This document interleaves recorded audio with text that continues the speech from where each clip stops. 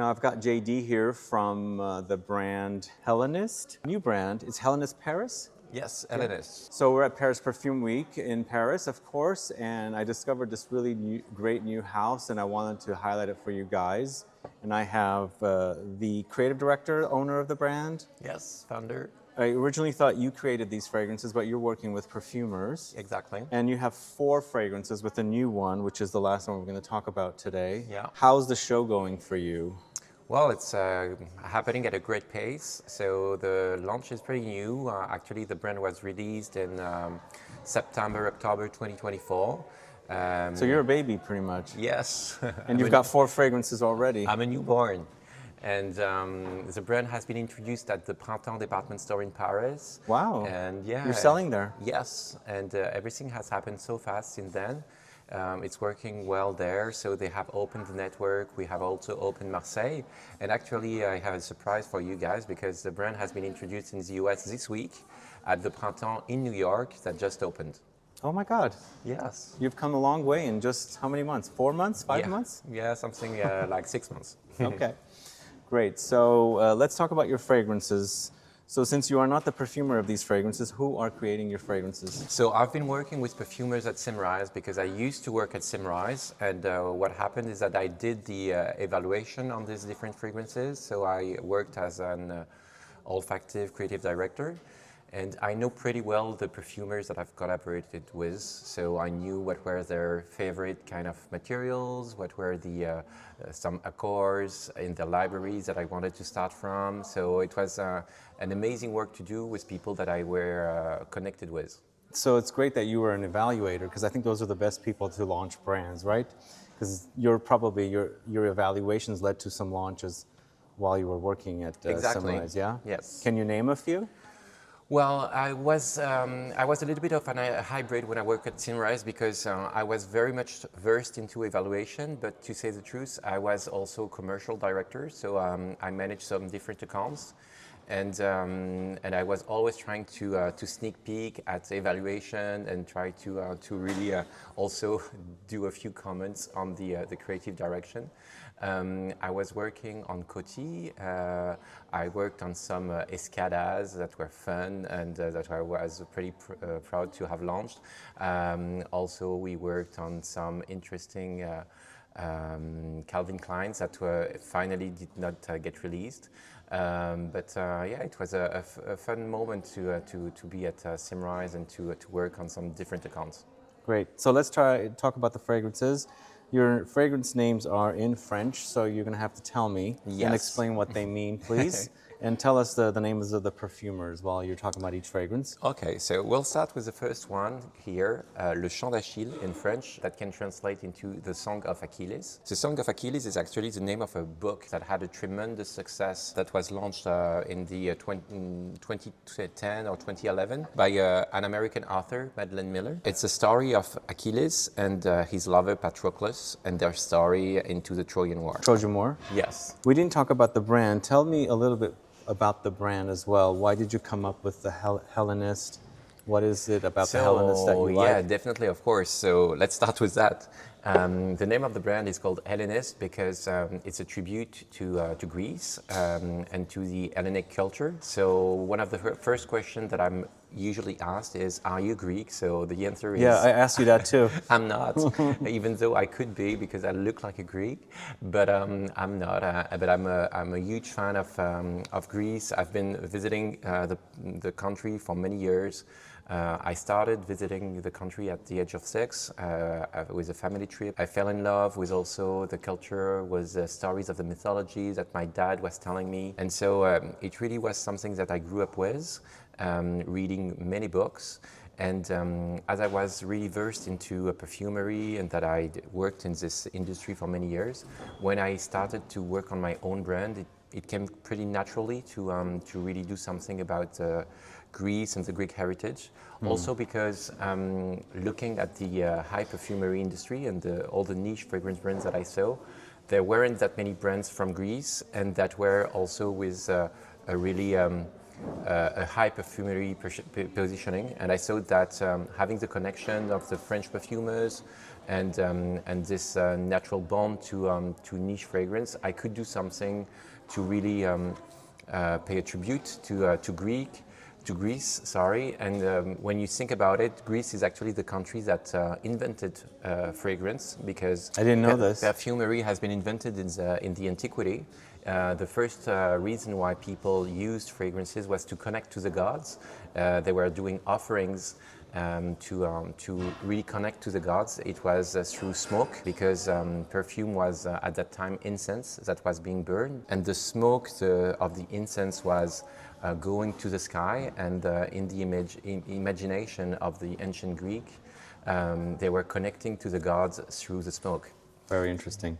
All right, so the reason why I wanted to talk to JD is because I really fell in love with the fragrances, and I think the editing and the curation is perfect, and refined fragrances. So the first fragrance we're talking about is Le Chant d'Achilles. Yes. And tell us about this. It smells to me like orange blossom, fresh Definitely. citruses, but very clean. Yes. So this is an amazing work by Alexandra Carlin. Alexandra Carlin, who actually is a huge fan of orange blossom. And the way she has treated orange blossom in this fragrance is very original, because usually we are used to smelling orange blossom either in a very sweet way or very innocent. It's a fragrance that reminds of childhood, of innocent fragrances. But there it is a little bit salty, a little bit iodic, very mineral, and not innocent at all. So you have in the base notes a lot of musky notes, an overdose also of geranium. And this orange blossom is a very,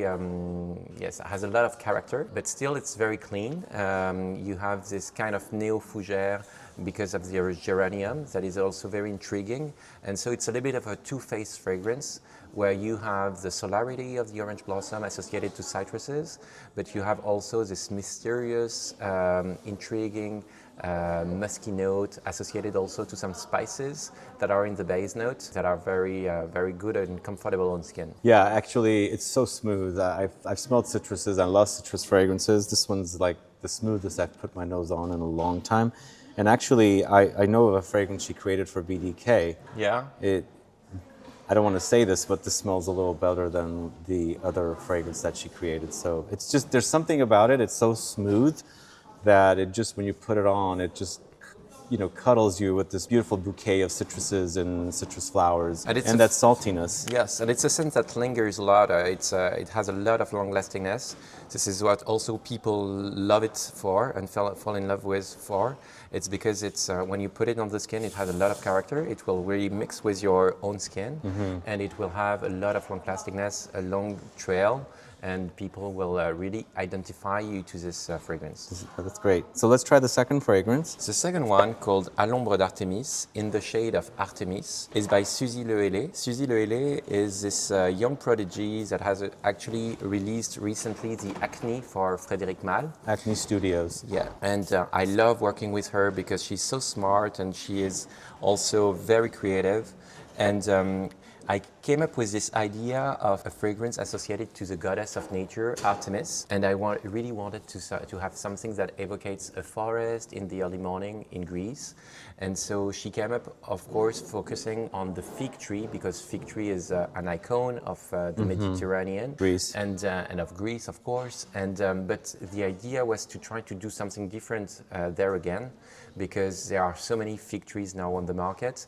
And what I like about this fragrance is that it really focuses on the leaf. So you have really this greenness of the leaf of the fig tree associated to rose. And on top, you have something very joyful, so that yes, you are in a forest, but it's a forest in the early morning when the forest is awakening, when you have the light actually penetrating through the canopy, and that it has this joy, tenderness inside it. And this is brought through actually a very nice quality of blackcurrant, a blackcurrant fruit from SYMRISE, actually a quality of Simtrap. It's actually something which is a captive from SYMRISE, which is really, really good. Very, actually, Yes, eatable. So I'm getting tomato leaves in here. Yeah, so actually I understand It's that. green. It's like it's figs, but there's something tomato leafy. Yes, so there's a bit of basil, to be honest, also in the top notes that Okay. is also bringing this savor. Okay, this is wonderful. Yeah, you like it? It's very green. It's luscious. It's juicy. Yeah. What's causing the juiciness? So it's the blackcurrant definitely that causes this juiciness, and which is very unique. And also what I like is it's very comfortable on the skin because you have very nice quality of sandalwood and something very rare. You have a lot of natural ambrette. Ambrette So it's musky? It's yes, is a natural musk which is very expensive but also very delicate and which will also naturally blend to your skin to bring something that is very unique and very smooth. So this is also a very comfortable scent. It's very comfortable and it's also very, very smooth, like he said. There's a lot of fig fragrances on the market, which he mentioned, but there's something about this that's just very, very refined and totally, totally smooth. I think that'll be perfect in the summertime. So that's called...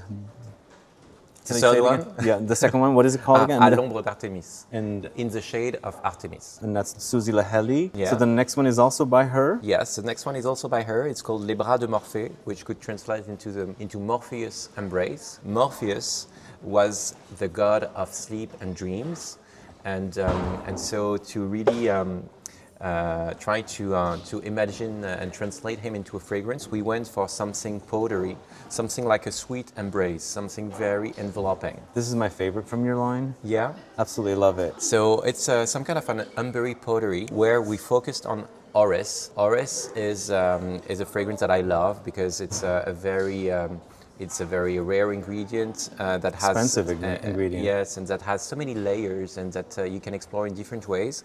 And there, what we did is we paired it with violet. Violet is also one of the favorite ingredients of mine. Violet can be a little bit old school. You know, it's in general when you pair the two, iris and violet, you go into a vintage kind of signature that is really. It's so good. Anybody into the DIEUX Intense, DIEUX Parfum DNA is going to totally love this. It has that makeup vibe. Yes, definitely, but modernized with a very good and very addictive base note of vanilla, hazelnut, and tonka bean, which is what brings this kind of addiction to it, and what I like. And I totally understand the reference to Dior Homme. When I was younger, I really fell in love with this fragrance when it launched. I remember it was maybe in 2001 or something. Something like that. And I'm so sad that they finally Killed it, basically. Yeah, they stopped it because I think it was such a remarkable move to introduce a fragrance in a masculine landscape with orris. It was really unique. So this is definitely bringing some of these vibes, but actually making it a little bit more addictive to me and also a little bit more profound.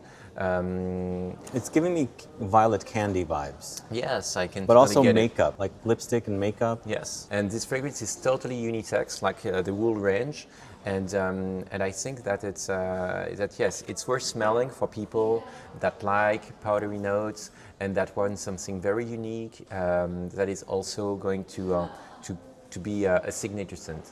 Great, yeah, this is so good.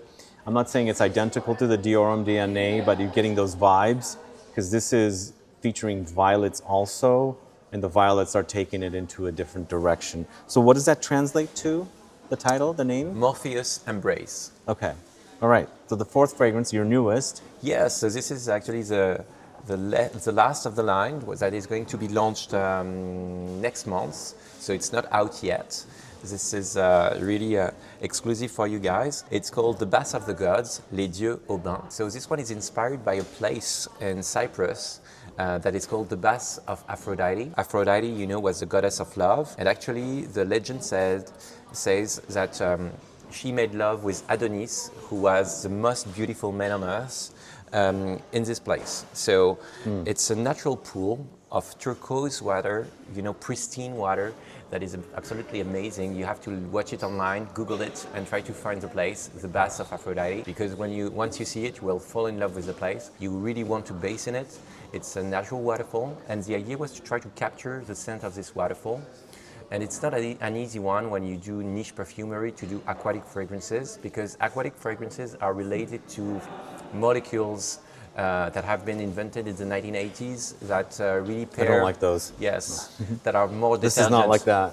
This is definitely not like that. What we aimed is to do a high perfumery aquatic fragrance. So no molecule like that in this fragrance. We went for naturals. So you have an overdose of aromatics with juniper berry, rosemary. You have also eucalyptus, which brings very interesting twist. And as I told you that this place was a place where actually Adonis and Aphrodite made love, I imagined something very sexy also around this place, so I really wanted to bring a lot of sensuality.